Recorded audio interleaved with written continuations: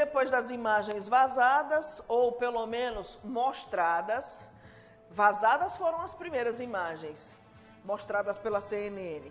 E aí, as filmagens que tem sobre o 8 de janeiro, elas foram disponibilizadas não só para quaisquer meios de comunicação, mas também para toda a população brasileira. E aí tem um vídeo mostrando Lula indignado com a depredação do Planalto no dia 8 de janeiro. Essas novas imagens que foram divulgadas pelo Gabinete de Segurança Institucional da Presidência mostram o momento em que o presidente Luiz Inácio Lula da Silva chega ao Planalto e encontra o local destruído pelos golpistas. Os manifestantes abriram uma mangueira de incêndio e sujaram todo o andar onde fica a sala da presidência.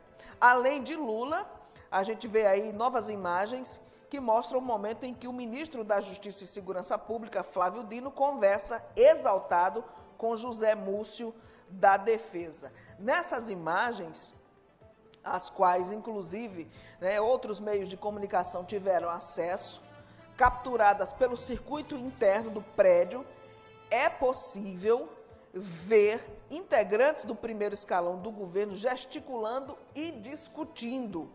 O GSI disponibilizou mais de 200 horas de gravações dos atos golpistas.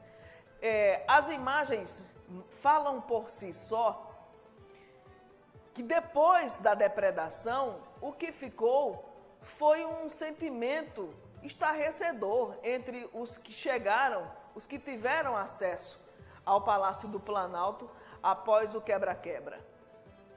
Alguns com os ânimos mais exaltados, outros com um ar de revolta, o que não é para menos. Agora, o que está querendo se aproveitar nessa história toda, e o bolsonarismo, diga-se de passagem, é querer tentar tirar, eu não sei aqui, Pedro, se posso dizer toda a responsabilidade do grupo bolsonarista. Com toda certeza. Está querendo tirar a responsabilidade do grupo bolsonarista desses atos que aconteceram aí. Se não fosse esse o motivo, eles não insistiriam nessa narrativa de que haviam infiltrados e que todos aqueles que estavam depredando o patrimônio público eram infiltrados, eram pessoas que não seguiam o Jair Bolsonaro ou aquela ideologia de patriotismo, de ultranacionalismo tida aqui no Brasil, mas não, foram eles sim.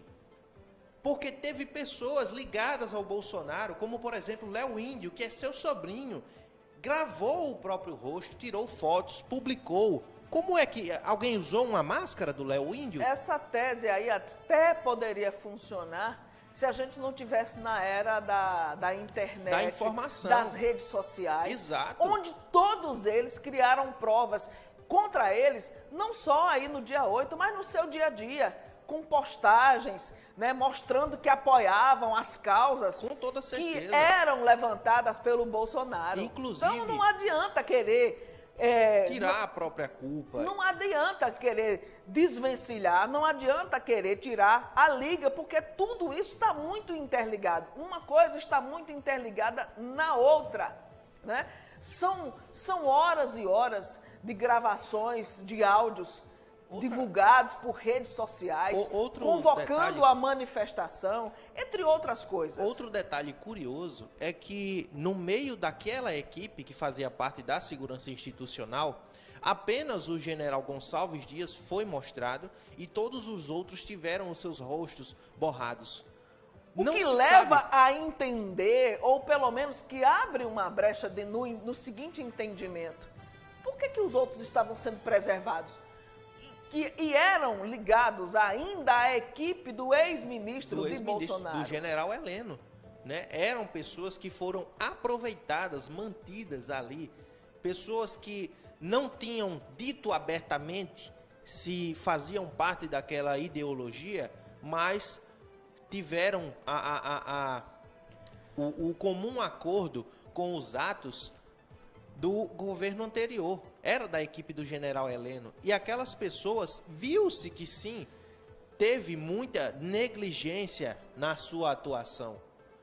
Teve alguns deles que fez questão de servir água, servir café, abrir as portas, indicar o caminho. Então, de fato, teve pessoas ali que a gente não sabe o porquê, teve suas imagens preservadas. Essas imagens aí, né, com a identidade, os rostos das pessoas camuflados, essas imagens foram as que foram divulgadas pela CNN, mas já tem a CNN, mas já tem novas imagens mostrando o rosto de todo mundo, a identificação. Tem as imagens completas. De todo mundo. Tem as imagens sem cortes, em toda a ordem cronológica do que aconteceu no dia, visto quais os atos que foram cometidos, pessoas se gravando, pessoas que pediram para aquela equipe, alguns integrantes da equipe, tirarem fotos deles ali fazendo o ato. Então, é só incompreensível como é que essas pessoas, e principalmente os deputados bolsonaristas, tentam fingir que a gente não está vendo isso. Agora, o que eu acho é que o governo poderia ter absorvido essa ideia da CPMI. Ah, vocês querem fazer CPI? Vamos lá, vamos fazer. É o que disseram, chamaram de gol contra, né? Foi o tal do gol contra dado pelo governo Lula de não ter levado à frente, ou melhor, de não ter dado essa ideia inicial de que acontecesse a CPI, justamente para evitar criar teorias da conspiração como está sendo agora, né? E de fato, é preciso ver, a equipe que está com Lula precisa ter pessoas de fato antenadas, pessoas que prestem atenção a como está acontecendo a política atual, pessoas que vejam que a era da internet, as informações correm em decorrência de segundos. Notícias que saem de um país e chegam ao Brasil, a gente recebe em questão de minutos. Não há mais essas distâncias gigantescas entre um país e outro. É como se nós estivéssemos em países diferentes todos os dias, através das notícias. Precisa-se que a equipe de comunicação, a equipe de segurança, precisa que pessoas sérias estejam assumindo esses cargos e estejam tomando a frente, chegando aos ouvidos do Lula e falando aquilo que ele precisa fazer, pois a política atual não é a política de 2003, não é a política de 2008. É isso que a gente pede, que o governo se atualize, pois tem demonstrado muita deficiência em se manter informado e se comunicar com o povo.